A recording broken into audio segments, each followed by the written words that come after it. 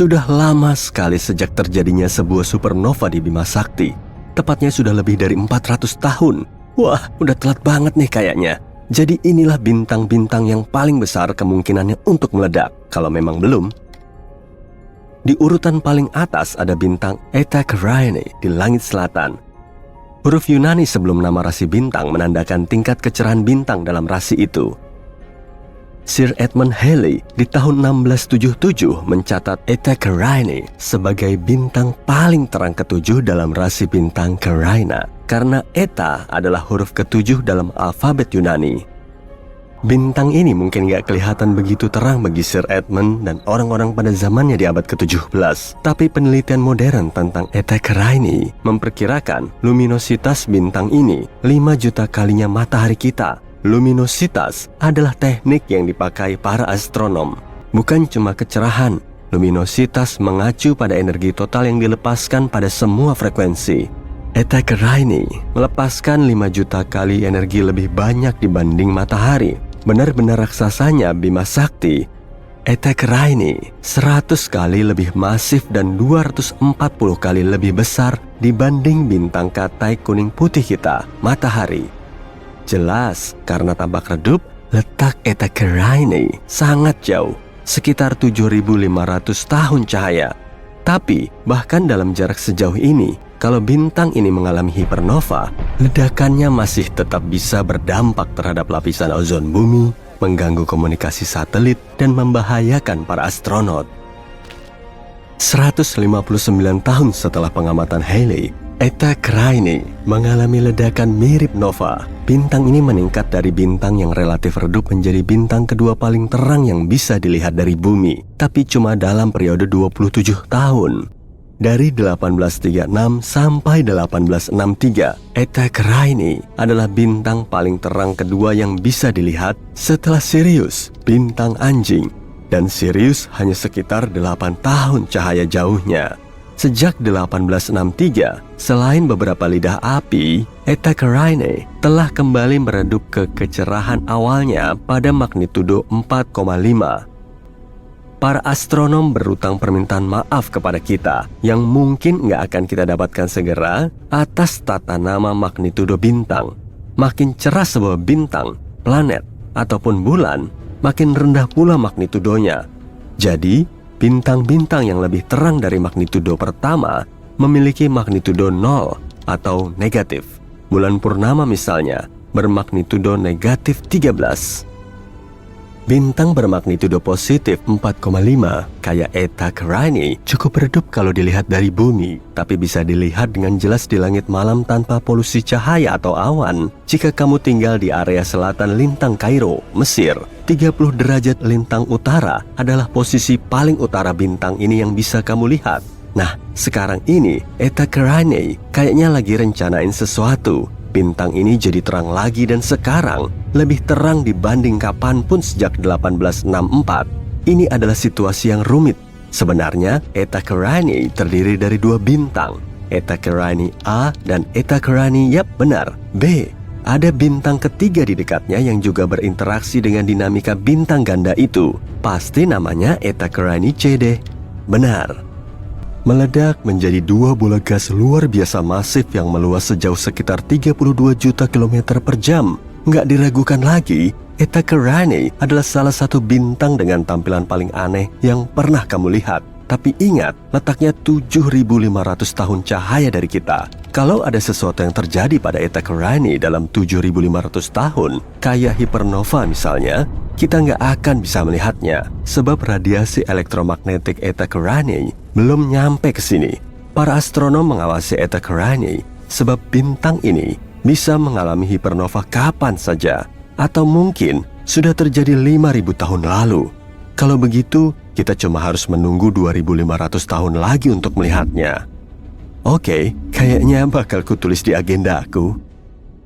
Dari daftar 30 bintang yang mungkin akan mengalami supernova, Rho Cassiopeiae menjadi pilihan banyak astronom. Huruf Yunani Rho adalah huruf ke-17 dalam alfabet Yunani. Artinya, Rho Cassiopeiae adalah bintang dengan magnitudo jelas ke-17 dalam rasi Cassiopeia. Tapi Rho Cass, nama panggilannya, adalah salah satu dari 7 bintang hiperaksasa kuning di Bima Sakti. Ini juga termasuk raksasa karena kelihatan pada magnitudo 4,5 dari jarak sekitar 10.000 tahun cahaya.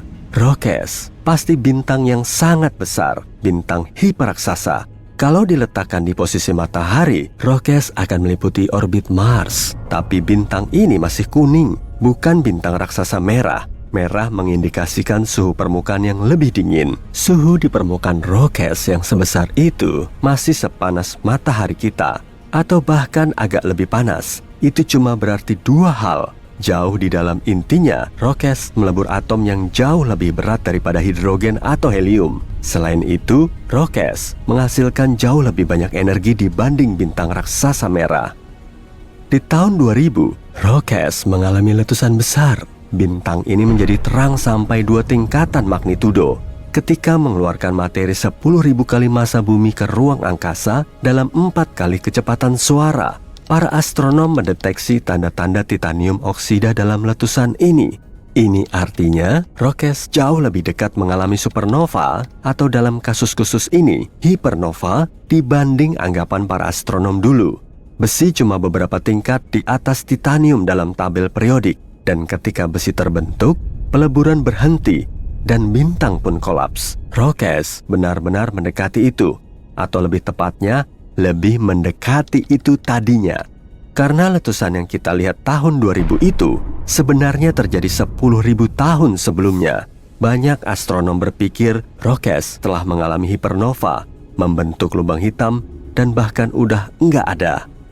Sementara itu, Betelgeuse menarik perhatian semua orang belum lama ini. Bintangnya ya, bukan filmnya. Bintang ini meredup secara dramatis, cuma 37% dari kecerahan biasanya. Apa Betelgeuse sedang bersiap untuk mengalami supernova?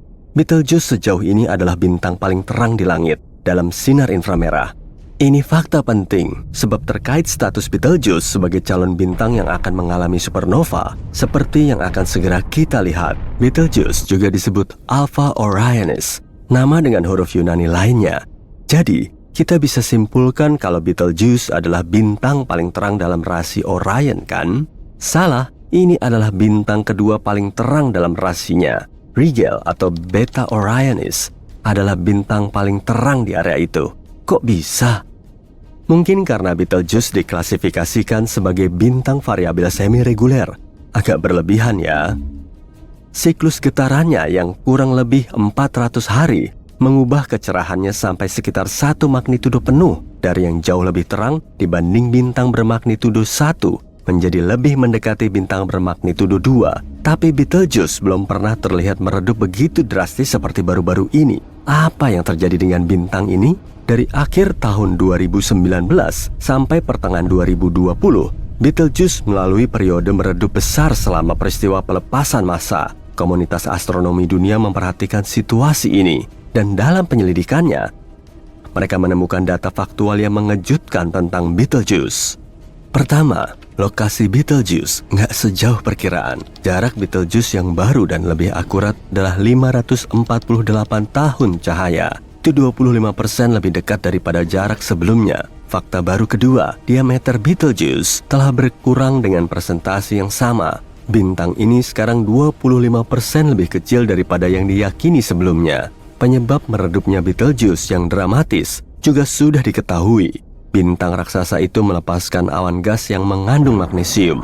Awan itu menghambat sebagian besar sinar yang berasal dari Betelgeuse dan membuatnya secara visual tampak jauh lebih redup daripada yang sebenarnya. Magnesium nggak terlalu dekat dengan besi dalam tabel periodik, yang artinya Betelgeuse nggak jauh menuju supernova seperti yang disangka sebelumnya.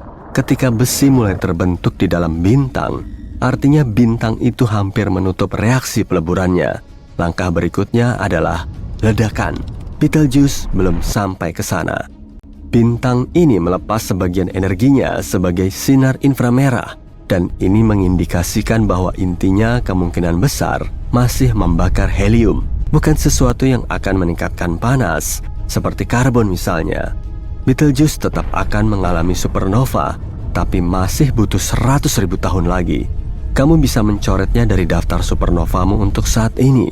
Sementara, untuk pelafalan Betelgeuse yang benar, Kamu bisa membacanya sesukamu aja. Ada banyak pengucapan yang berbeda di luar sana. Sebanyak orang yang mengira tahu cara melafalkannya dengan benar. Supernova 1987A mengejutkan para astronom ketika menerangi awan Magellan besar 100.000 tahun cahaya lebih dari Bima Sakti. Saat itulah perhatian beralih kepada bintang serupa yang jauh lebih dekat dengan bumi, Rigel, dalam rasi Orion. Mungkin Rigel mengejutkan kita dan tiba-tiba mengalami supernova. Ada sesuatu yang disebut masalah supernova yang mungkin harus kamu tahu, sebab mungkin ada kaitannya dengan Rigel yang akan mengalami supernova atau enggak. Sepertinya bintang-bintang dengan massa 17 kali massa matahari enggak selalu mengalami supernova. Baru-baru ini sebuah bintang raksasa merah menghilang begitu saja. Yap, bukan mengalami supernova, tapi hilang gitu aja. Ini sering terjadi dalam simulasi supernova di komputer. Dan sekarang akhirnya terjadi dalam kehidupan nyata.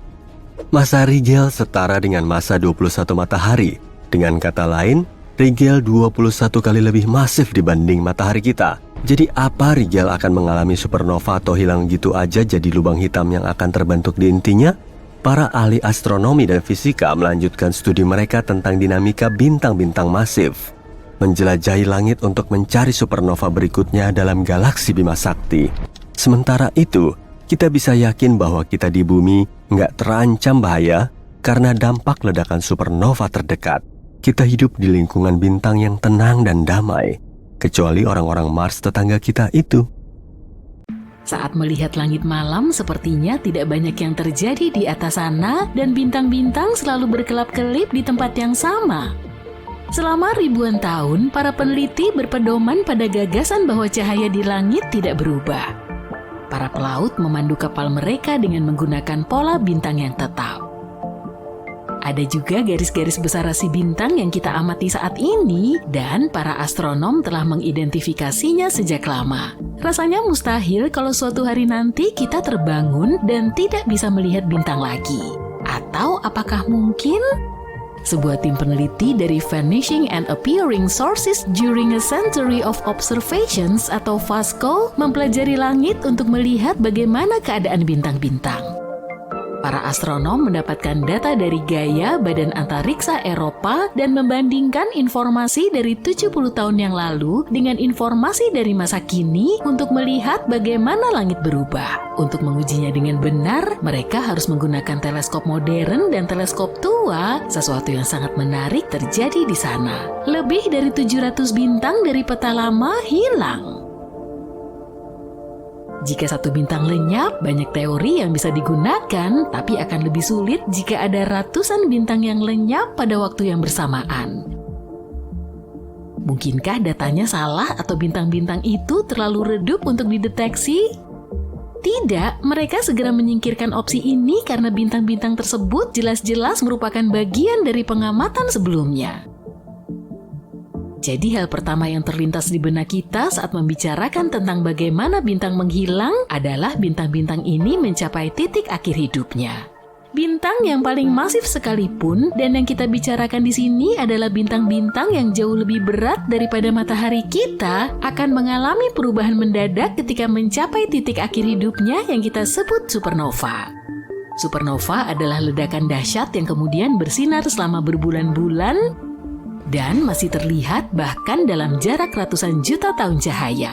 Tapi itulah intinya, kita bisa melihat jejaknya tidak seperti di sini. Mungkinkah ini supernova yang gagal? Artinya mungkin salah satu dari bintang-bintang itu runtuh, tapi berubah menjadi lubang hitam dan melahap sisa-sisanya dari dalam keluar tanpa menimbulkan ledakan dahsyat. Tapi belum ada yang menyebutkan adanya tanda-tanda lubang hitam yang aktif di dekat bintang-bintang tersebut. Bagaimana jika bintang-bintang menjadi kurang tampak karena debu atau gas di sekelilingnya? Ini bisa saja terjadi karena debu dan gas antar bintang memang menghalangi pandangan kita pada objek-objek yang berada jauh.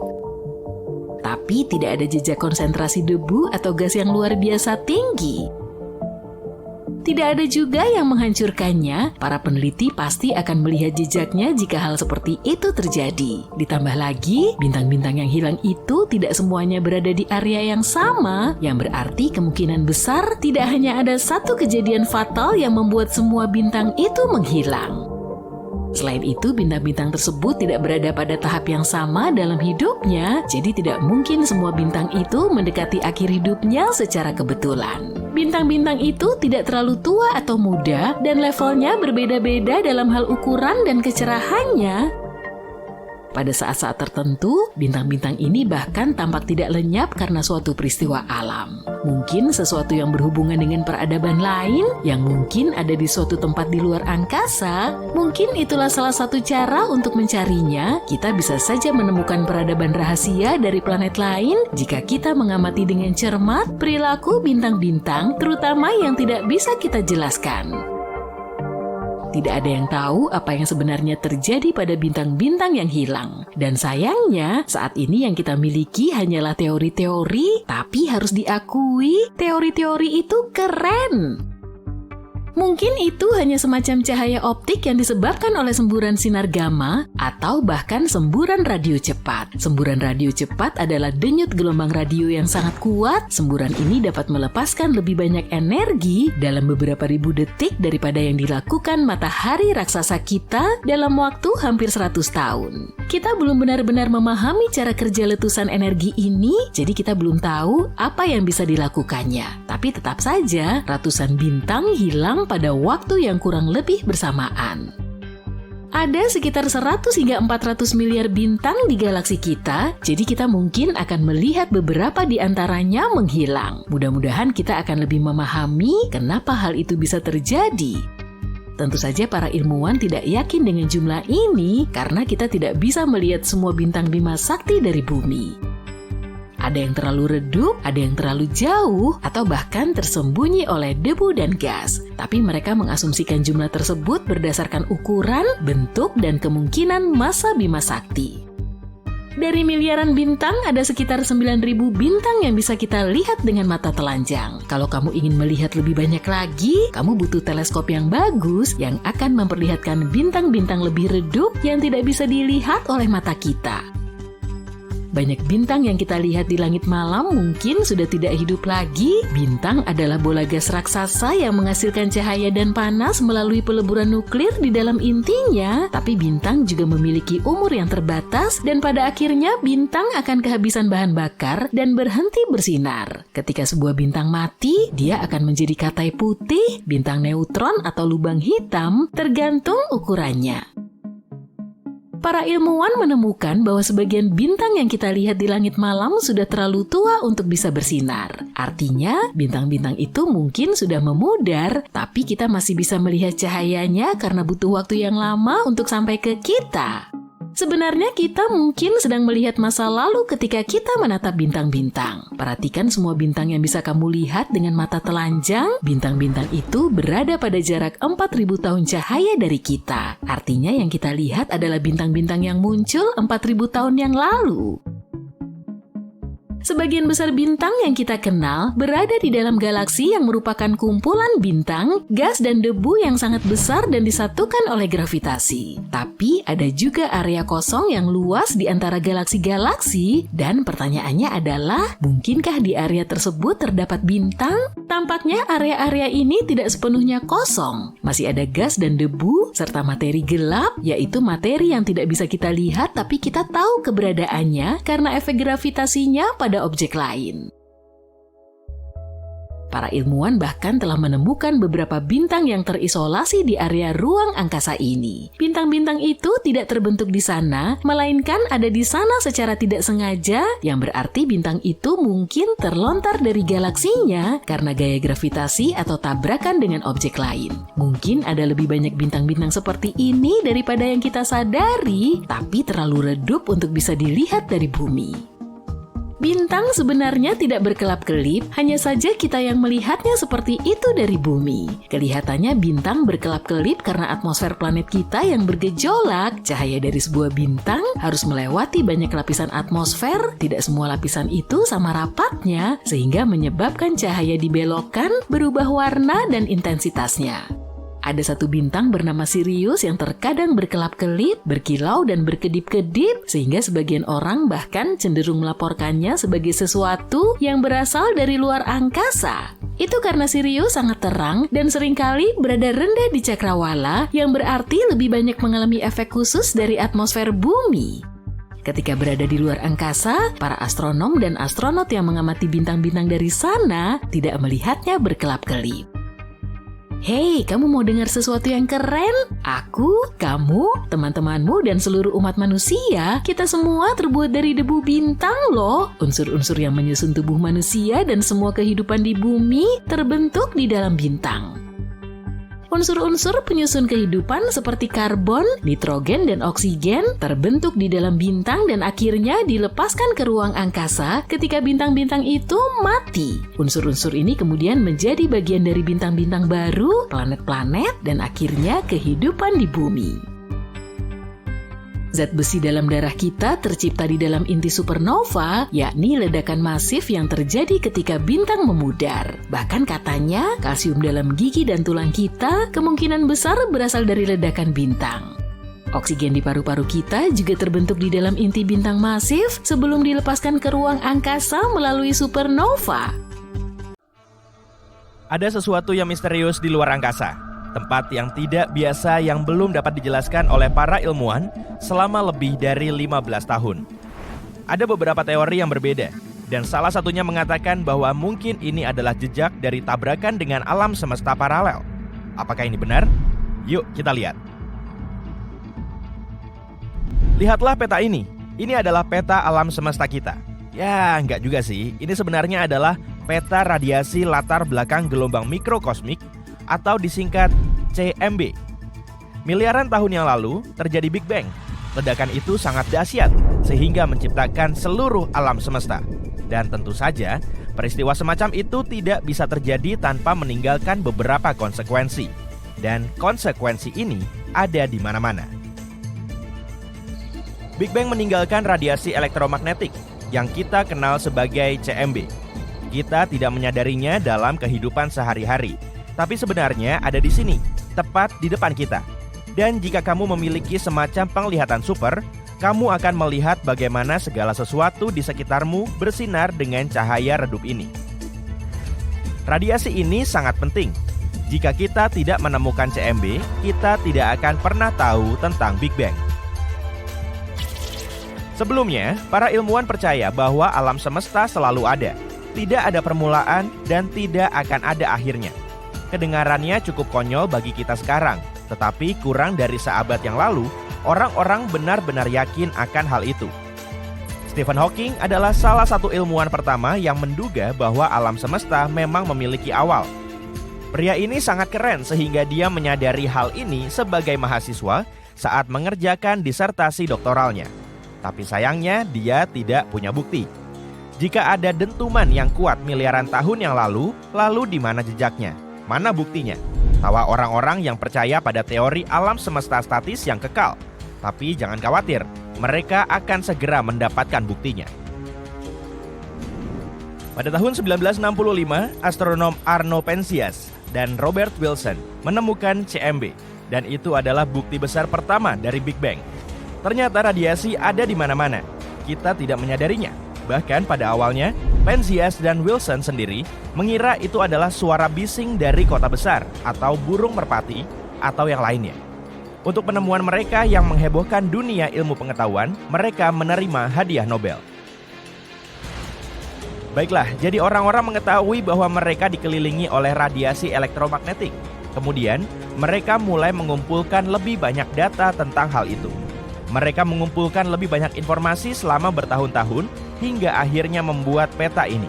Ini adalah peta temperatur CMB. Tapi ketika membuat peta ini, para ilmuwan menemukan sesuatu yang tidak biasa. Mari kita lihat peta ini. Tampaknya peta ini menunjukkan pola yang besar dan beragam dari tempat-tempat yang dingin dan hangat. Tapi kenyataannya, alam semesta kita cukup seragam. Semua temperatur di peta ini mendekati minus 270,5 derajat Celcius, dengan perbedaan yang sangat kecil. Fluktuasi temperatur di antara tempat-tempat itu sangat kecil, dan setiap bintik kecil itu sebenarnya tersebar dalam jarak jutaan tahun cahaya. Jadi segala sesuatu di dunia kita cukup tenang dan stabil, kecuali satu hal, titik dingin ini. Para astronom pertama kali menemukannya pada tahun 2004. Awalnya, tempat itu tidak tampak aneh. Tempat itu hanya sebuah area yang suhunya di bawah rata-rata untuk beberapa mikrokelvin. Tapi ingat, kita tidak sedang membicarakan area yang kecil. Ini adalah wilayah dingin raksasa, ukurannya miliaran tahun cahaya. Tunggu, pikir para ilmuwan. Ini tidak mungkin benar.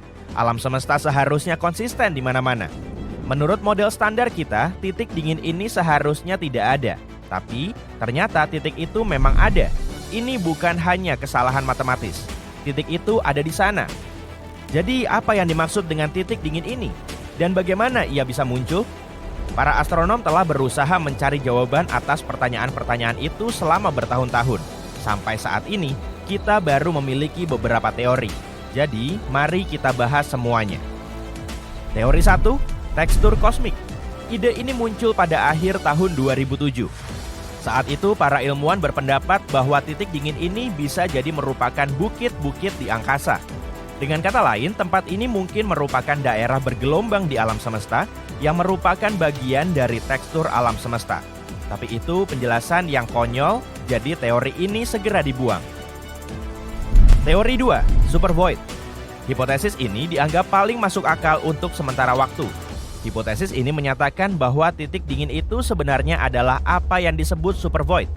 Tempat ini merupakan tempat yang menakutkan dan gelap di alam semesta kita dengan hampir tidak ada galaksi. Dan karena tempat ini merupakan area kosong yang hampir tidak ada materi di dalamnya, maka tempat ini tampak dingin bagi kita. Namun, teori ini dibantah pada bulan Mei 2017. Setelah memeriksa titik dingin secara cermat, para ilmuwan menemukan bahwa tidak ada tanda-tanda supervoid di sana. Selain itu, void dan supervoid yang sebenarnya memang ada, ukurannya masih sangat kecil. Titik dingin itu secara harfiah ribuan kali lebih besar dari mereka. Jadi, pasti ada penjelasan lain, dan memang ada, mungkin yang paling aneh dari semuanya. Teori 3, alam semesta paralel. Ide kontroversial ini dikemukakan oleh ahli kosmologi dan fisikawan teoretis Laura Mersini-Houghton. Dia berpendapat bahwa titik dingin tersebut bisa jadi merupakan jejak dari tabrakan alam semesta kita dengan alam semesta paralel. Kosmologi standar tidak dapat menjelaskan lubang kosmik raksasa seperti itu. Kata Mersini-Houghton, ini adalah jejak yang jelas dari alam semesta lain di luar batas alam semesta kita. Asumsinya didasarkan pada teori multiverse. Teori ini mengatakan bahwa sebenarnya ada banyak sekali alam semesta yang tak terbatas seperti alam semesta kita di dunia ini. Alam semesta ini terus bertabrakan satu sama lain, saling memberi dorongan yang menciptakan Big Bang baru.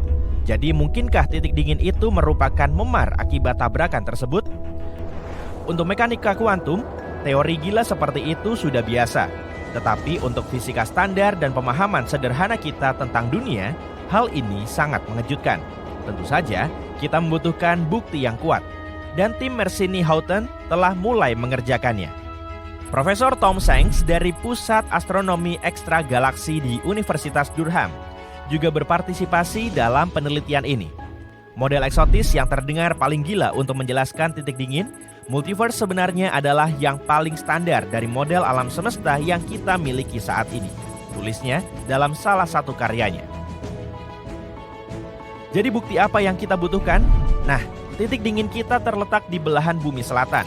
Menurut Shanks, jika memang benar terjadi tabrakan antara dua alam semesta, seharusnya kita bisa menemukan titik dingin lainnya dan seharusnya berada di belahan bumi utara yang berlawanan. Jika para astronom berhasil menemukannya, maka teori ini akan terkonfirmasi dan ini akan menjadi bukti pertama keberadaan alam semesta paralel. Tapi tidak semudah itu. Untuk menemukan titik kedua, kita membutuhkan teleskop terbaru yang sangat sensitif. Kita juga perlu mencari tahu beberapa informasi tentang sifat energi gelap, bagaimana energi gelap mempengaruhi ruang angkasa, dan dengan kata lain, masih banyak yang harus dilakukan.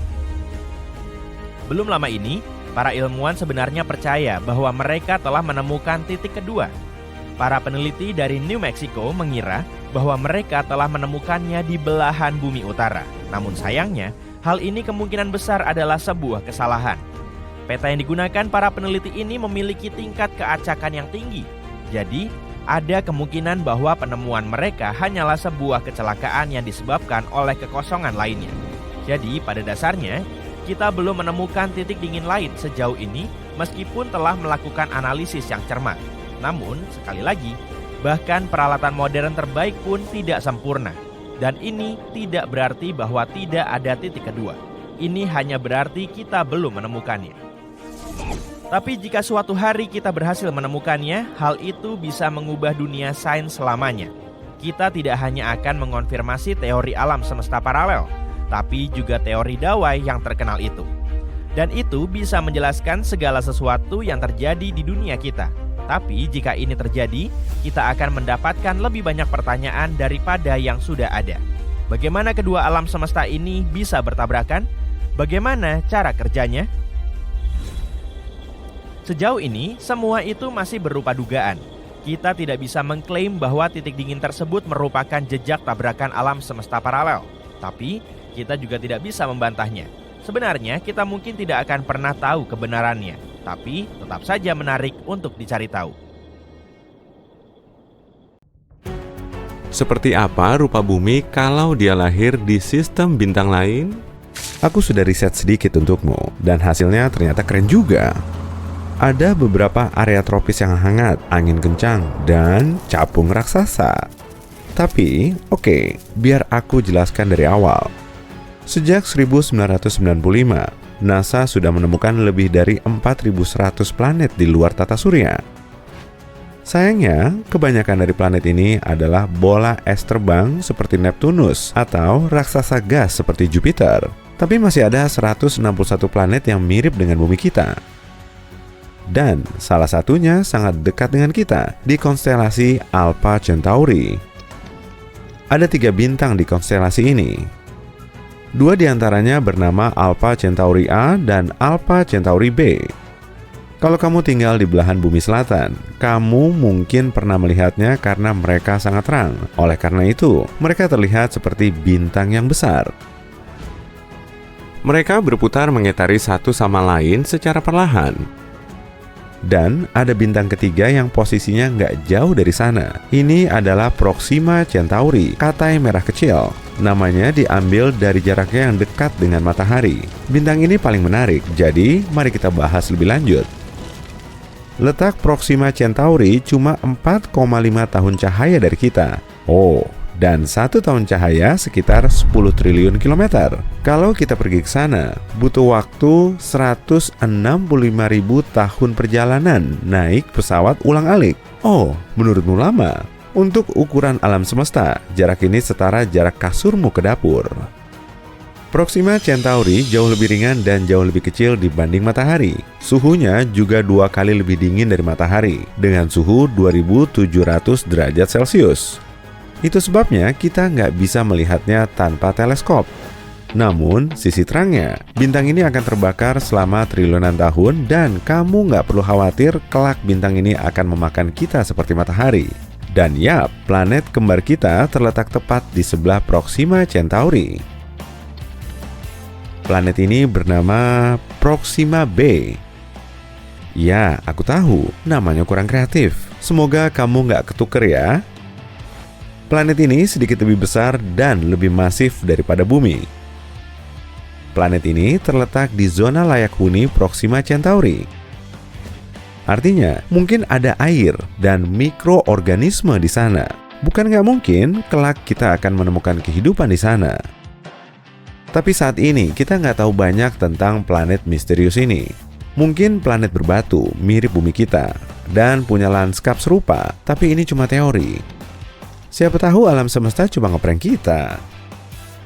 Pasti capek banget terbang 165.000 tahun cuma buat menemukan sebongkah es raksasa.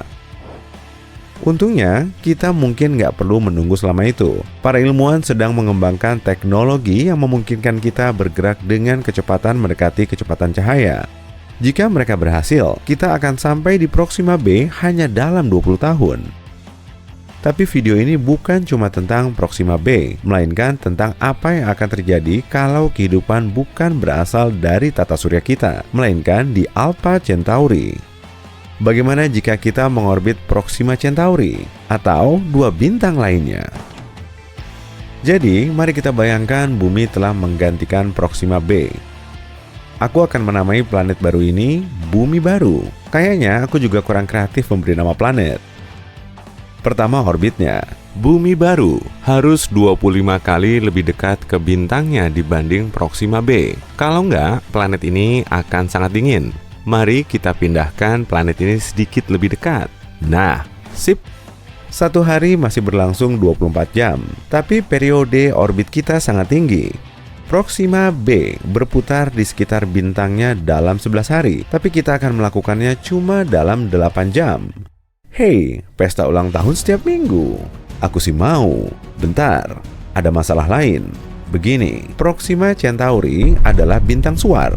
Artinya, terkadang entah dari mana, bintang ini mengeluarkan beberapa angin surya.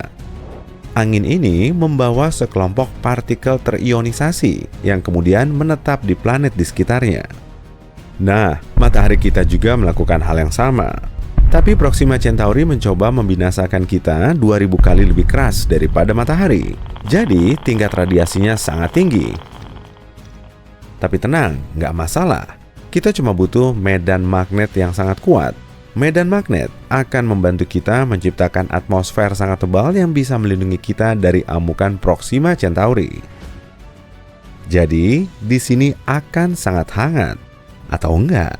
Ada masalah lain. Ilmuwan belum yakin bagaimana planet-planet Proxima Centauri berputar di sekitarnya. Bagaimana jika ternyata terkunci secara pasang surut, seperti bulan kita? Kalau begitu, setengah bumi baru akan jadi penggorengan, dan setengah lainnya akan jadi gurun beku. Nggak masalah, kita bisa bertempat tinggal di bagian tengah. Sebenarnya aneh, tapi bagian kutub utara planet ini pasti hangat. Dan jika putarannya menguntungkan kita, planet ini akan nyaman dan hangat. Suhu rata-ratanya sekitar 21 derajat Celcius dan nggak ada suhu ekstrim. Di bumi baru, kita punya lebih banyak air. Cuaca di sini umumnya lumayan parah. Akan ada angin kencang dan hujan yang lumayan merusak yang bisa berlangsung cukup lama. Tapi kamu bisa beradaptasi. Perubahan suhu jauh lebih terlihat di pegunungan. Sama seperti di bumi, makin tinggi kamu mendaki, makin dingin suhunya. Tapi di sini dingin sekali di puncak. Oleh karena itu, gunung dan bukit punya hutan di bawah dan gurun tertutup salju di puncaknya. Tapi secara umum, suhunya seperti area tropis di bumi. Floranya sangat kaya, pohon-pohonnya sangat rendah, tapi rimbun. Atmosfer yang tebal juga membuat terbang lebih mudah. Jadi, akan ada banyak hewan terbang berukuran besar. Seperti capung dengan lebar sayap sampai 5 meter. Lanjut ya. Langit di sini jauh lebih terang daripada di bumi, sangat berawan dan kadang sangat putih. Tapi langit berbintang malamnya indah dan cerah. Dan ada 4 matahari. Yang utama adalah Proxima Centauri.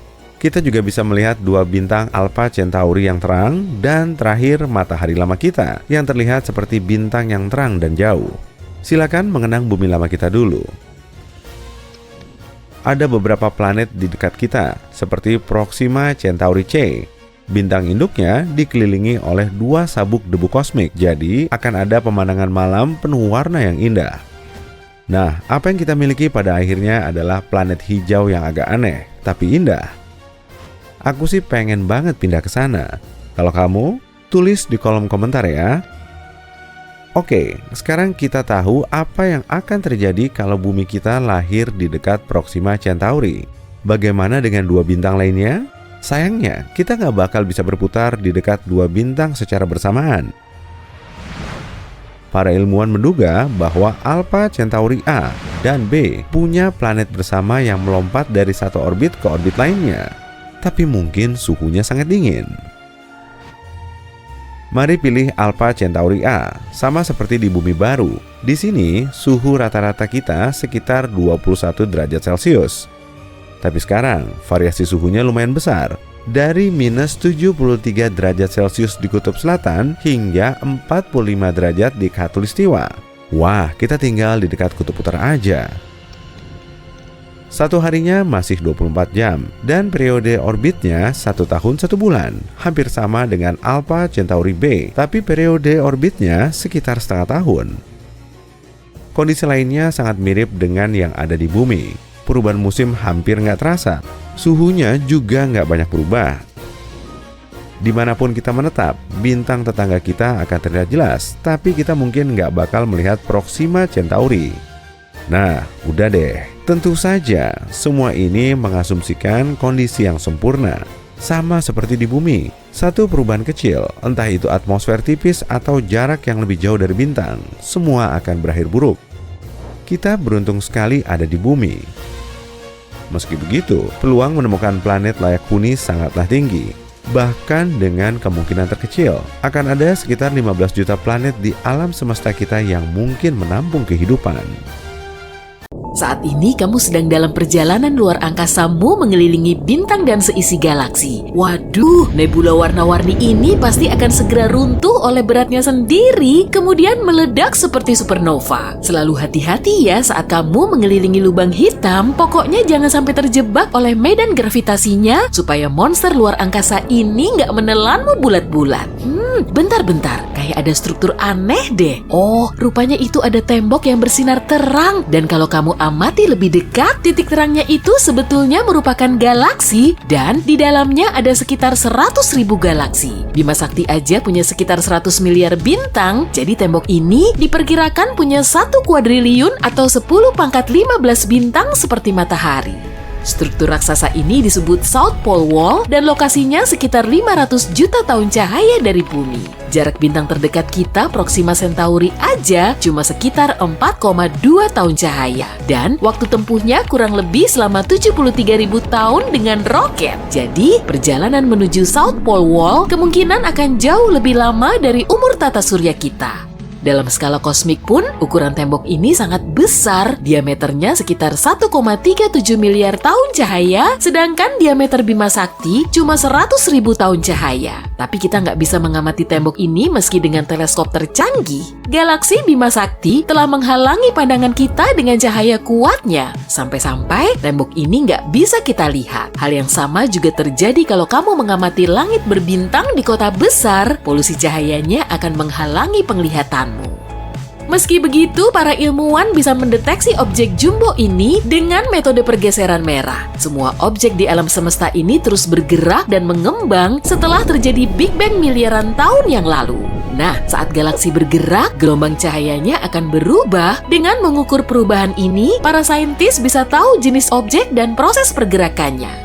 Dan ternyata ukuran tembok ini masih kalah besar dari tembok besar Hercules Corona Borealis. Superstruktur galaksi terbesar ini berdiameter sekitar 10 miliar tahun cahaya atau kurang lebih 10% dari seluruh alam semesta yang teramati. Tembok ini juga punya gugus galaksi dan kita bisa mendeteksinya saat terjadi semburan sinar gamma. Peristiwa ini ditandai dengan adanya gelombang elektromagnetik paling benderang di alam semesta. Dari jarak bertahun-tahun cahaya pun fenomena ini masih bisa teramati. Semburan ini sangat jarang terjadi dan di Bima Sakti aja cuma berlangsung tiap jutaan tahun sekali. Kalau kita ngelihat banyak semburan singkat di tempat yang sama, berarti di situ terdapat banyak objek mirip Bima Sakti. Jadi, di luar angkasa ada banyak galaksi. Di alam semesta juga ada grup kuasa raksasa atau Huge LQG yang diameternya sekitar 4 miliar tahun cahaya. Satu foton cahaya akan menempuh waktu hingga seumur bumi kita cuma untuk menjelajahi seluruh strukturnya. Bobot struktur raksasa ini kurang lebih 6,1 kuintiliun kali lebih berat dari matahari dan sejauh ini para saintis telah nemu hingga 73 kuasar di dalamnya. Inilah beberapa objek paling unik di alam semesta. Dan ini merupakan inti aktif galaksi. Di pusat kuasarnya terdapat lubang hitam supermasif yang bisa melahap materi di sekitarnya. Gaya gravitasi super kuat akan menerbangkan materi di sekitar lubang hitam hingga membentuk cakram. Kemudian, cakram ini akan berubah menjadi sumber radiasi paling kuat di luar angkasa. Nah, sebagai gambarannya, kekuatan radiasi dari satu kuasar aja bisa mencapai puluhan hingga ratusan kali lipat dari seluruh bintang di galaksi kita. Karena radiasinya sangat kuat, kita bisa mendeteksi kuasar dari kejauhan. Makanya, objek ini juga dijuluki sebagai suar semesta. Ilmuwan mengamati kuasar untuk menganalisis alam semesta dan pergerakannya. Salah satu kuasar terjauh dari bumi berjarak sekitar 13,1 miliar tahun cahaya. Umurnya juga termasuk yang tertua di alam semesta. Kuasar ini mulai terbentuk sekitar 690 juta tahun setelah Big Bang dan sudah berumur hampir 3 kali lebih tua dari tata surya kita. Cahayanya masih sangat benderang, yaitu sekitar 4 kali 10 pangkat 14 kali lebih terang dari matahari. Menurut para ilmuwan, di bagian pusatnya terdapat lubang hitam supermasif yang bobotnya sekitar 800 juta kali lebih berat dari matahari. Struktur raksasa ini hanyalah blok konstruksi di alam semesta kita. Coba amati baik-baik ya, ini tata surya kita. Terus kita perkecil dikit, ada bintang induk kita di galaksi Bima Sakti. Perkecil lagi, di sini ada grup lokal dan semua titik terang ini menjadi galaksinya. Lalu ada Andromeda, dan ini galaksi Triangulum beserta puluhan galaksi kecil lain yang terhubung oleh gravitasi. Diameter struktur ini sekitar 10 juta tahun cahaya atau 100 kali lebih panjang dari galaksi kita. Oke, kita perkecil lagi ya. Dan di sini ada super gugus Virgo yang diameternya 20 kali lebih panjang dari grup lokal. Di dalamnya ada sekitar 30.000 galaksi dan total masanya sekitar 1 kuadriliun kalinya massa matahari.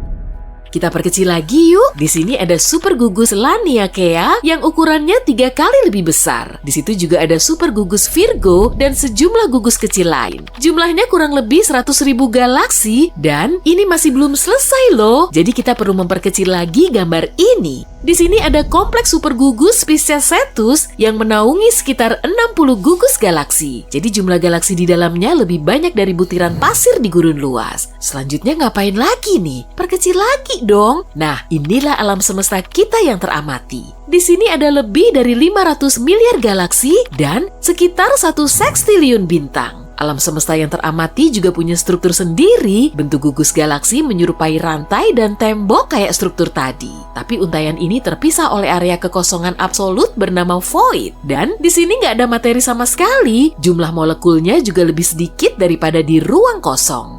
Salah satu void ini juga dikenal sangat misterius dan kita sering menyebutnya sebagai super void Eridanus atau titik dingin. Objek ini mulai muncul sekitar 380.000 tahun setelah Big Bang, ukurannya mendekati 1 miliar tahun cahaya dan void ini bisa menampung ratusan hingga ribuan galaksi dengan triliunan bintang. Sebagian ilmuwan memperkirakan titik dingin ini mungkin telah dihasilkan dari peristiwa tabrakan dahsyat di alam semesta. Ada juga teori yang nyebutin kalau alam semesta kita menyerupai gelembung yang berisi tembok dan rantai galaksi. Kalau jumlah gelembung ini sampai tak terhingga, kemungkinan kita akan punya dunia paralel atau semesta lain. Gelembung semesta kita dulunya pernah berdekatan dengan gelembung lain. Dindingnya saling bersentuhan dan kedua semesta ini saling menyatu selama beberapa waktu. Tapi kemudian semesta itu terus bergerak.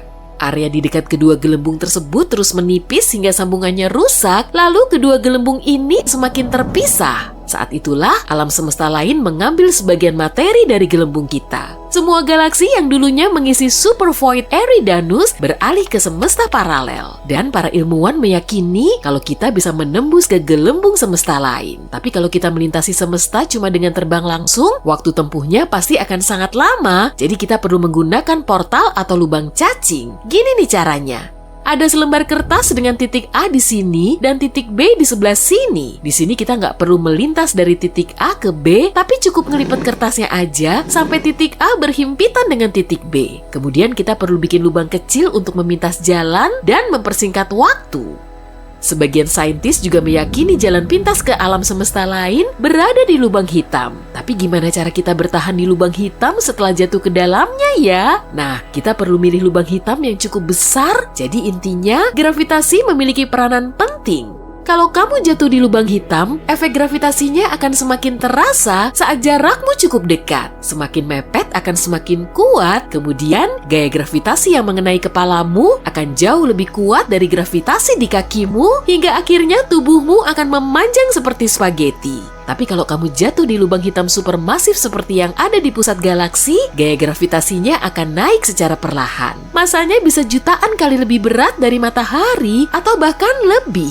Tapi gaya gravitasi di kepala dan kakimu kurang lebih sama dan kamu masih bisa ngerasa nyaman. Kalau kamu bisa bertahan setelah jatuh di lubang hitam supermasif, kamu bisa sampai di alam semesta lain. Hukum fisika di sana juga mungkin akan berlainan, tapi sejauh ini semua itu masih teori. Medan magnet bumi menyembunyikan cerita yang menarik. Ternyata medan magnet bumi semakin melemah dari hari ke hari. Bahkan hal ini telah terjadi selama 3.000 tahun terakhir. Dan jika tren ini terus berlanjut, kita akan menghadapi masalah dalam 1 milenium ke depan. Apa masalahnya? Bayangkan ini. Magnet utara menjadi magnet selatan dan sebaliknya. Cukup liar bukan? Ketika hal ini terjadi, perisai magnetik pelindung planet kita akan melemah sehingga lebih banyak sinar kosmik yang menghantam kita.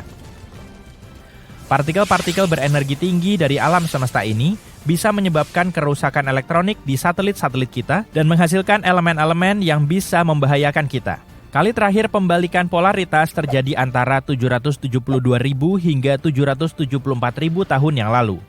Untungnya, umat manusia punya orang-orang yang cukup pintar dalam hal ini yang menyelidiki sejarah medan magnet bumi.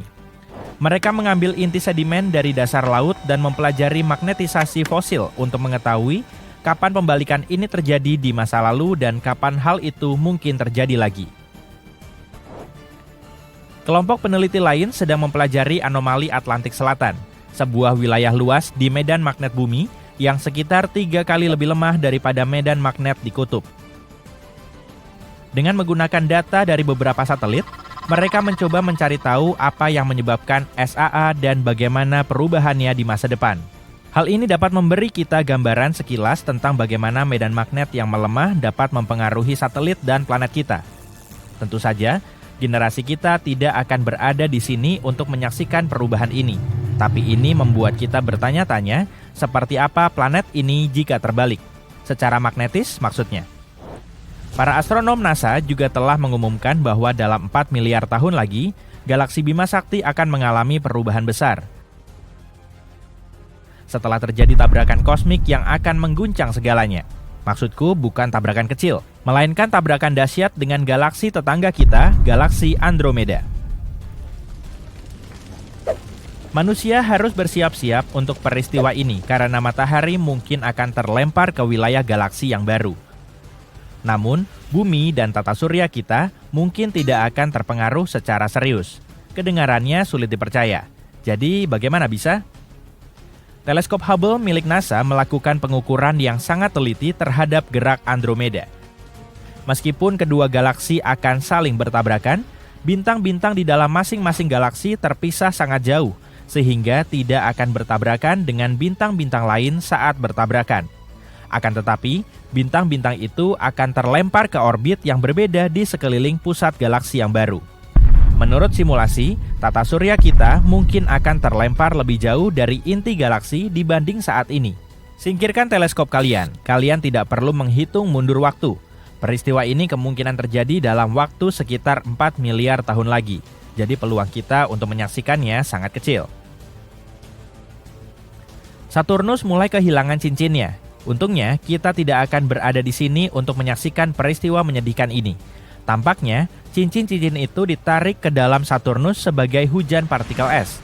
Semuanya di bawah pengaruh medan magnet Saturnus. Menurut penelitian NASA, hujan cincin ini menguras sejumlah air yang bisa mengisi kolam renang seukuran Olimpiade dari cincin Saturnus setiap setengah jam. Seluruh sistem cincin Saturnus kemungkinan akan hilang dalam 300 juta tahun. Para ilmuwan percaya bahwa kita harus menganggap diri kita beruntung bisa menyaksikan sistem cincin Saturnus, karena sistem cincin ini tampaknya berada di tengah-tengah masa hidupnya. Tapi, jika kita berpikir seperti itu, bahwa cincin di sekeliling planet hanya bersifat sementara, ada kemungkinan kita baru saja melewatkan sistem cincin raksasa di Jupiter atau sistem cincin di Uranus dan Neptunus. Planet-planet ini memiliki cincin tipis di sekelilingnya sekarang. Para ilmuwan telah lama memperdebatkan apakah Saturnus terbentuk bersamaan dengan cincinnya atau apakah planet ini mendapatkannya di kemudian hari. Penelitian baru ini mendukung skenario kedua yang mengindikasikan bahwa cincin-cincin tersebut tidak mungkin berusia lebih dari 100 juta tahun, sementara Saturnus sendiri berusia sekitar 4,5 miliar tahun. Apa yang menyebabkan cincin-cincin itu muncul pada awalnya? Ada beberapa teori. Salah satunya, cincin-cincin itu bisa saja terbentuk ketika bulan-bulan es kecil yang mengitari Saturnus bertabrakan. Mungkin karena orbitnya dikacaukan oleh tarikan gravitasi dari asteroid atau komet yang lewat. Siapa yang akan tahu seperti apa rupa manusia di masa depan? Sepertinya kita tidak akan melihat perubahan besar dalam hidup kita. Namun, mari kita melakukan perjalanan ke masa depan dan merenungkan seperti apa kita akan berevolusi. Akankah kita menjadi cyborg dengan segala macam implan mesin yang keren? Atau mungkin kita akan menjadi spesies hibrida antara makhluk biologis dan buatan? Untuk memahami evolusi kita di masa depan, kita harus mengintip masa lalu kita. 1 juta tahun yang lalu, Homo sapiens bahkan belum ada. Namun, ada beberapa spesies lain yang mirip, seperti Neanderthal. Maju cepat ke masa sekarang. Manusia telah menjadi lebih tinggi dan lebih kokoh. Mungkin di masa depan kita akan menjadi lebih kecil untuk menghemat energi, karena diperkirakan planet kita akan semakin padat. Bicara soal planet yang penuh sesak, hidup dalam kondisi baru ini berarti kita harus beradaptasi dan dengan cepat. Kita harus terus berinteraksi dengan banyak orang dan mengingat nama menjadi kemampuan yang sangat penting. Untungnya, teknologi dapat membantu kita dengan implan otak yang dapat meningkatkan daya ingat kita. Di masa depan, kita mungkin juga akan memiliki teknologi yang lebih mencolok sebagai bagian dari penampilan kita. Bayangkan memiliki mata buatan dengan kamera yang dapat membaca frekuensi cahaya yang berbeda. Meskipun memprediksi 1 juta tahun ke depan masih sepenuhnya spekulasi, kita dapat menggunakan bioinformatika untuk membuat beberapa prediksi tentang masa depan. Tren demografi menunjukkan bahwa daerah perkotaan akan menjadi lebih beragam secara genetik, sementara daerah pedesaan akan menjadi kurang beragam. Lalu bagaimana dengan ruang angkasa? Jika kita akhirnya berkoloni di Mars, tubuh kita bisa berubah karena gravitasi yang lebih rendah. Mungkin kita akan memiliki lengan dan kaki yang lebih panjang, atau bahkan rambut yang membalut tubuh seperti sepupu Neanderthal kita. Di masa depan, bulan kita juga akan menyaksikan beberapa perubahan dramatis. Kita juga akan melewatkan perubahan-perubahan itu. Dalam waktu sekitar 5 miliar tahun, akan ada banyak hal yang sangat menarik di sudut alam semesta ini. Untuk saat ini, matahari sedang bersantai di fase deret utamanya, membakar hidrogen tanpa peduli. Di masa depan, selama fase raksasa merah, matahari akan mengembang seperti balon hingga atmosfernya membesar dan menelan bumi dan bulan yang kita cintai. Satelit alami kita yang sudah bergerak menjauhi bumi akan melengkung karena pengaruh matahari. Orbitnya akan berubah dan ia akan berada lebih dekat ke bumi saat fase bulan baru alih-alih saat bulan purnama. Dan itu belum termasuk yang terburuk. Jika dibiarkan, bulan akan terus bergerak menjauhi bumi hingga membutuhkan waktu hampir 50 hari untuk mengorbit bumi. Ketika matahari melanjutkan perjalanannya, atmosfernya akan menarik bulan dan menyebabkan orbitnya rusak. Pada akhirnya, bulan akan terkoyak menjadi cincin puing-puing yang mengitari bumi. Yang dimaksud di sini adalah gunung-gunung, kawah-kawah, bahkan jejak kaki dan bendera yang kita tinggalkan di sana yang akan tersebar di seluruh area puing-puing. Ada kemungkinan matahari akan kehilangan massa yang cukup untuk menyelamatkan bumi dan bulan dari kehancuran total. Atau, jika kita benar-benar beruntung, matahari akan kehilangan 20% massanya dan kita akan selamat. Itu semua masih teori, karena kita belum melihat bintang raksasa merah selama fase ini. Alam semesta sendiri mungkin akan menjadi gelap gulita suatu hari nanti.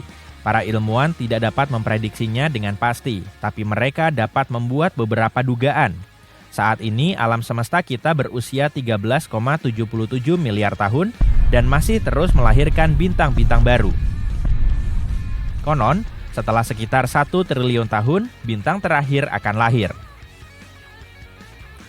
Bintang terakhir adalah bintang yang sangat kecil, bintang Katai merah yang ukurannya hanya sepersekian dari ukuran matahari.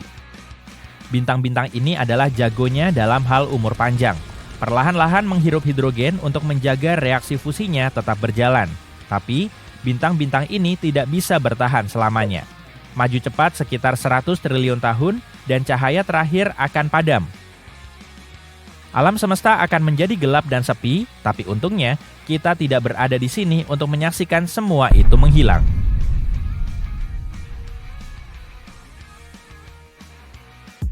Alam semesta tidak statis, melainkan terus berkembang ke segala arah. Alam semesta membesar dan para ilmuwan sudah mengetahuinya hampir seabad lalu. Dan tingkatnya tidak stabil, makin banyak waktu berlalu, makin cepat alam semesta mengembang.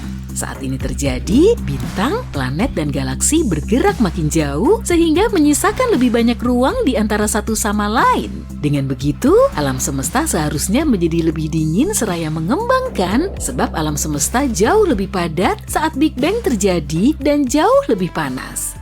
Saat mengembang, ruang angkasa mendingin sehingga menciptakan kondisi bagi planet, bintang, dan objek antariksa lainnya untuk terbentuk. Tapi sekarang lain cerita, para ilmuwan pun terkejut saat mengetahuinya. Tapi alam semesta kita sebenarnya makin panas. Ilmuwan mengamati suhu gas kosmik yang jauh dari planet asal kita dibandingkan dengan gas muda yang lebih dekat ke bumi. Karena kita mengukur jarak di ruang angkasa dengan tahun cahaya, area yang lebih jauh itu seperti pergi ke masa lalu, sementara area yang lebih dekat dengan kita seperti mengamati masa kini. Mereka menemukan bahwa suhu gas di ruang angkasa telah naik lebih dari 10 kali dalam 10 miliar tahun terakhir. Sekarang, suhu gas kosmik yang tersebar di seluruh alam semesta bisa mencapai 2 juta derajat Celcius. Wow! Saat alam semesta mengembang, gaya gravitasi melakukan bagiannya dan menarik gas serta materi gelap agak berat tentunya. Galaksi dan kelompok galaksi pun terbentuk dan proses ini sangat tidak beraturan. Saking berantakannya, makin banyak gas memanas saat semua ini terjadi. Ruang angkasa sangat panas saat baru terbentuk 13,7 miliar tahun lalu.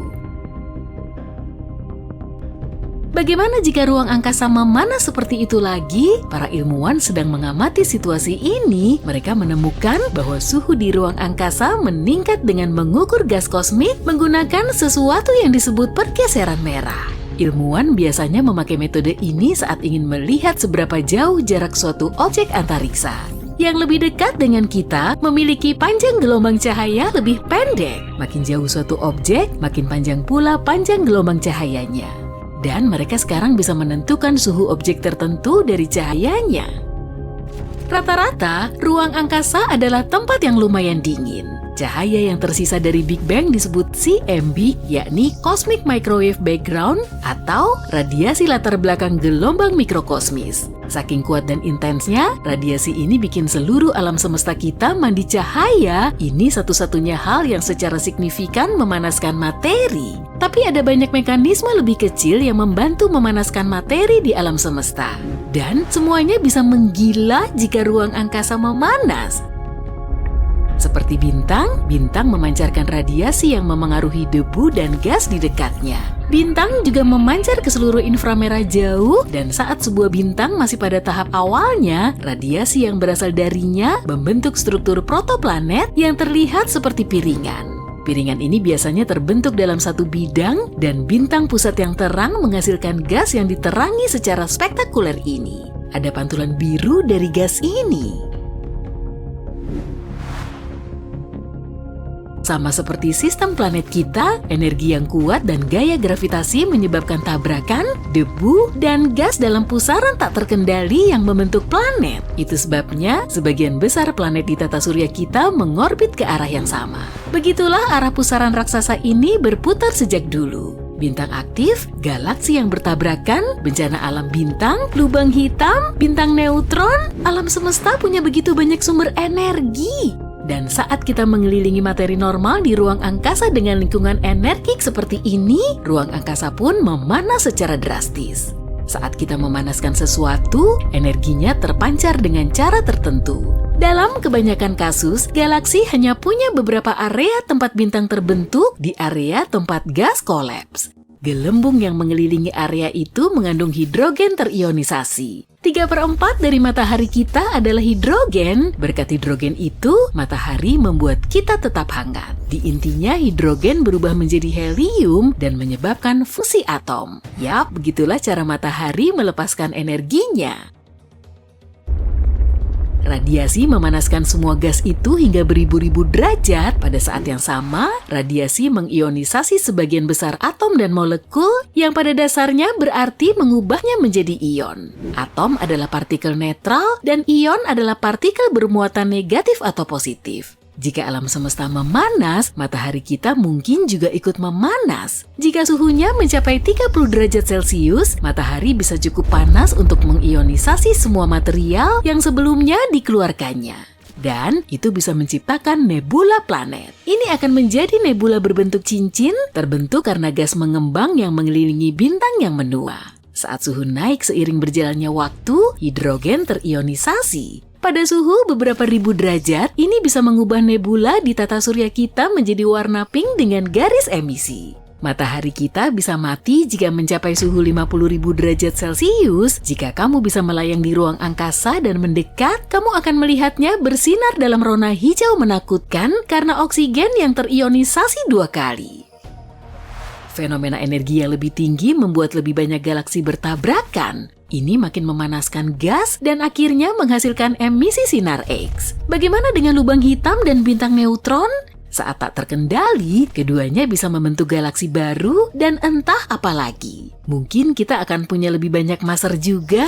Maser adalah laser alami yang dihasilkan alam semesta kita. Muncul saat populasi besar molekul menerima sejumlah besar energi. Kini, para ilmuwan telah menemukan maser terkuat sekaligus terjauh hingga begitu kuatnya, maser ini lebih cerah dibanding cahaya yang dihasilkan 6.000 matahari dan hanya dalam 1 garis emisi.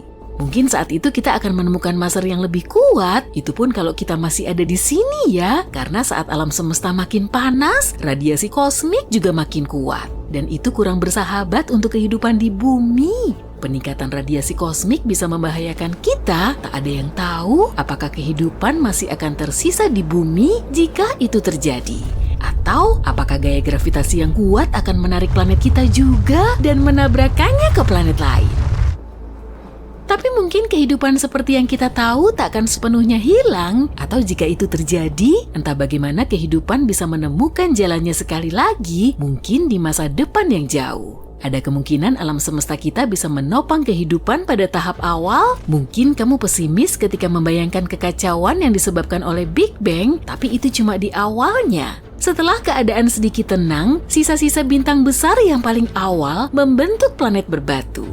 Di tata surya kita, Bumi, Mars, Merkurius, dan Venus adalah contohnya. Kamu tak bisa menginjakan kaki di planet yang lain karena planet-planet itu raksasa gas. Pada masa itu, radiasi masih lumayan kuat, jadi planet berbatu memiliki lingkungan yang memadai untuk terbentuk karena dibutuhkan banyak energi untuk pusaran debu dan partikel, lalu memanggang sebuah planet pada akhirnya. Periode waktu ini kira-kira bertepatan dengan momen ketika bintang-bintang pertama terbentuk di alam semesta kita. Bintang kuno jauh lebih besar dibanding matahari kita, namun umurnya lebih pendek. Bintang-bintang itu baru saja meledak sebagai supernova dan akan meninggalkan logam berat di sekitarnya. Itulah partikel-partikel asal mula planet berbatu. Radiasi menyebar ke seluruh alam semesta pada saat itu dan telah berubah dari waktu ke waktu dan kini hampir tidak ada lagi. 400.000 tahun setelah Big Bang saat atom hidrogen terbentuk, CMB hampir sepanas permukaan matahari. Dan sekitar 15 juta tahun setelah Big Bang, suhunya mendekati suhu kamar, yaitu sekitar 27 derajat Celcius. Ini terjadi di seluruh alam semesta, jadi ada banyak planet yang berpotensi menopang kehidupan. Jika kita adalah salah satu dari dunia kuno itu, kita tak akan butuh bintang untuk menghangatkan. CMB sudah akan cukup. Jadi mungkin saja kehidupan di luar angkasa jauh lebih tua dari yang kita kira. Mungkin ada dunia kuno dengan air cair di permukaannya. Bagaimana jika ada beberapa bentuk organisme primitif seperti di planet asal kita dahulu kala, atau bahkan yang lebih berkembang? Mungkin kita akan mengetahuinya suatu hari nanti. Kemungkinan besar dulunya Venus tertutup lautan sekitar 10 meter sampai 300 meter dalamnya. Selain itu, tanah planet ini juga mengandung sejumlah air. Dan lagi, Venus punya suhu yang stabil antara 20 sampai 50 derajat Celcius yang harus kita akui lumayan nyaman dan gak jauh beda sama suhu di bumi saat ini. Jadi maksudku adalah selama 3 miliar tahun sampai sesuatu yang gak bisa diputar kembali terjadi 700 juta tahun lalu. Venus sebenarnya layak huni, tapi sekarang enggak. Bulan adalah objek paling terang kedua di langit kita, tapi sekaligus juga di antara objek antariksa lainnya. Bulan adalah salah satu yang paling redup dan paling gak memantulkan cahaya. Satelit alami kita ini cuma kelihatan cerah karena deket banget sama bumi. Sebagai perbandingan, planet kita kelihatan jauh lebih terang waktu dilihat dari luar angkasa. Itu karena awan, es, dan salju memantulkan lebih banyak cahaya dibandingkan mayoritas jenis bebatuan lainnya. Seluruh permukaan Triton, bulannya Neptunus, diselimuti oleh lapisan es. Kalau satelit alami ini menggantikan bulan kita saat ini, langit malam kita bakalan 7 kali lebih terang.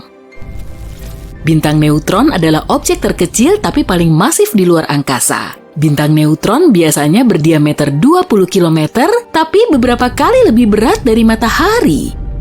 Oh, bintang ini juga berputar sekitar 600 kali per detik, jauh lebih cepat dari rata-rata peseluncur indah dunia. Saturnus adalah planet paling berongga di tata surya. Kepadatannya rata-rata 1/8 bumi, tapi tetap aja karena volumenya yang besar, planet ini 95 kali lebih masif daripada bumi.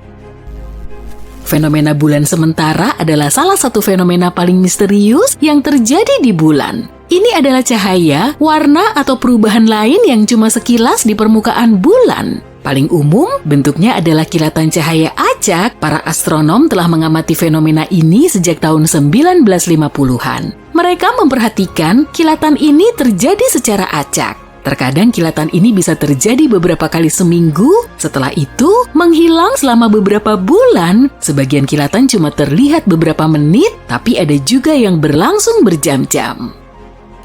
Pada tahun 1969, satu hari sebelum Apollo 11 mendarat di bulan, salah satu peserta misi melihat bahwa satu bagian permukaan bulan lebih terang daripada area di sekitarnya. Sepertinya area itu punya semacam fluoresensi. Sayangnya masih belum jelas apakah fenomena ini terkait dengan kilatan bulan misterius tadi atau bukan. Sampah bukan cuma masalah di lautan, perkotaan, dan hutan di bumi. Ada yang namanya sampah antariksa, yaitu benda buatan manusia yang ditinggalkan di luar angkasa dan sekarang nggak berguna. Ada juga puing alam dari meteoroid dan objek kosmik lainnya. Saat ini, ada lebih dari 500.000 keping puing antariksa yang mengorbit bumi dengan kecepatan yang bisa menyebabkan kerusakan signifikan kalau bertabrakan dengan pesawat antariksa atau satelit. NASA berusaha sebaik mungkin untuk melacak semua objek yang ada untuk memastikan misi di luar bumi bisa mencapai tujuan dengan aman. Matahari kita gede banget loh. Butuh bukti? 99,86% massa di tata surya adalah massa matahari, bahan pembentuk utamanya adalah hidrogen dan helium. Sisa 0,14% lainnya merupakan massa 8 planet di tata surya. Atmosfer matahari lebih panas daripada permukaannya, suhu permukaannya mencapai 5.500 derajat Celcius. Tapi panas atmosfer bagian atasnya mencapai jutaan derajat Celcius. Kalau ada orang yang bisa menggali terowongan langsung menuju pusat planet kita dan keluar dari sisi satunya, dan kamu cukup berani untuk melompat ke dalamnya, kamu akan butuh 42 menit untuk keluar dari ujung seberang sana. Kecepatanmu akan bertambah saat jatuh dan mencapai kecepatan maksimum saat sampai di inti bumi. Dari titik tengah itu, kamu akan jatuh ke atas seraya melambat. Saat kamu sampai di permukaan seberang, kecepatannya akan kembali ke 0. Kalau gagal memanjat keluar dari lubang itu, kamu akan mulai jatuh lagi, kembali turun, atau naik ya. ke sisi lain planet. Perjalanan ini akan berlangsung selamanya, semua berkat efek gravitasi yang aneh. Seru juga kali ya menghabiskan sore dengan cara ini. Mungkin ada lebih banyak logam, contohnya titanium atau besi di kawah bulan daripada yang diperkirakan oleh para astronom. Masalah utama temuan ini adalah hal ini bertentangan dengan teori utama tentang pembentukan bulan. Teori itu mengatakan bahwa satelit alami bumi terlepas dari planet kita setelah bertabrakan dengan benda antariksa yang sangat besar. Tapi, kenapa kerak bumi yang miskin logam punya oksida besi yang jauh lebih sedikit dibanding bulan ya? Mungkin artinya bulan terbentuk dari materi yang ada jauh di dalam planet kita. Atau logam-logam ini mungkin muncul saat permukaan bulan yang cair perlahan mendingin. Atau mungkin, seperti kata orang selama ini, bulan terbuat dari keju hijau.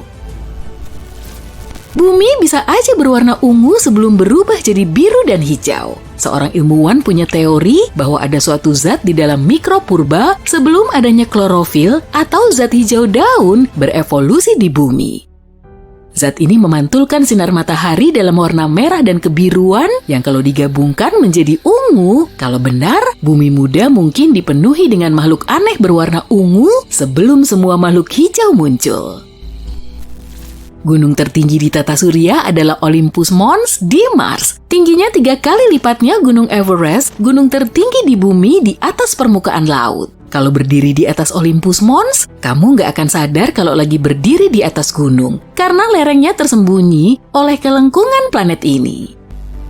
Para astronom telah menemukan reservoir air raksasa di luar angkasa, reservoir terbesar yang pernah terdeteksi. Sayangnya, letaknya juga jauh banget, 12 miliar tahun cahaya dari kita. Awan uap air ini menampung 140 triliun kali lipat air dibanding gabungan semua lautan di bumi. Terus buat apa dong informasi barusan?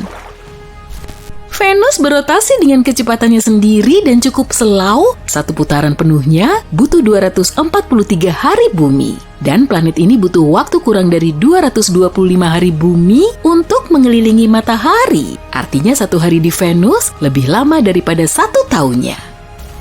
Ada aktivitas seismik kecil yang terjadi di dalam bulan, tapi gempa bulan mini yang disebabkan oleh tarikan gravitasi bumi kadang terjadi beberapa kilometer di bawah permukaan. Setelah itu, retakan kecil muncul di permukaannya dan gas keluar dari sana. Hei, aku juga sering keluar gas. Mars adalah planet dalam terakhir yang juga disebut terestrial karena terdiri dari bebatuan dan logam. Planet merah ini punya inti yang sebagian besar terbuat dari besi, nikel, dan belerang. Lebarnya antara 1.500 sampai 2.000 km, intinya nggak bergerak, jadi Mars nggak punya medan magnet seluas planetnya. Medan magnet lemah yang dimilikinya cuma 100% medan magnet bumi. Saat planet-planet di tata surya baru mulai terbentuk, bumi nggak punya bulan untuk waktu yang lama. Butuh 100 juta tahun sampai satelit alami kita ini muncul. Ada sejumlah teori tentang bagaimana bulan muncul, tapi yang berlaku adalah teori fisi. Apa kata teori ini? Begini, teori fisi mengusulkan bahwa bulan terbentuk saat sebuah objek bertabrakan dengan bumi dan membuat partikel-partikelnya berterbangan. Gravitasi menyatukan partikel-partikel ini, lalu bulan pun tercipta. Bulan akhirnya menetap di bidang ekliptika bumi yang merupakan jalur orbit bulan. Jadi kayaknya teori keju hijau udah nggak berlaku lagi sekarang. Makhluk hidup tunggal terbesar di bumi ternyata adalah jamur di Oregon. Jamur madu yang sangat besar ini hidup di hutan nasional Malheur yang mencakup area seluas 10 km persegi. Umurnya mungkin sudah 8.500 tahun. Jangan sedih kalau kamu nggak melihatnya, karena sebagian besar jamur ini tersembunyi di bawah tanah.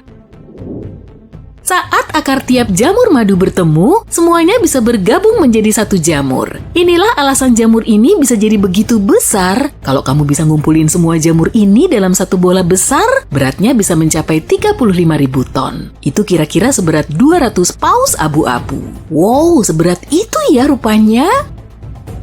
Asteroid terbesar di tata surya kita bernama Vesta, dan saking besarnya, kadang asteroid ini disebut planet Katai.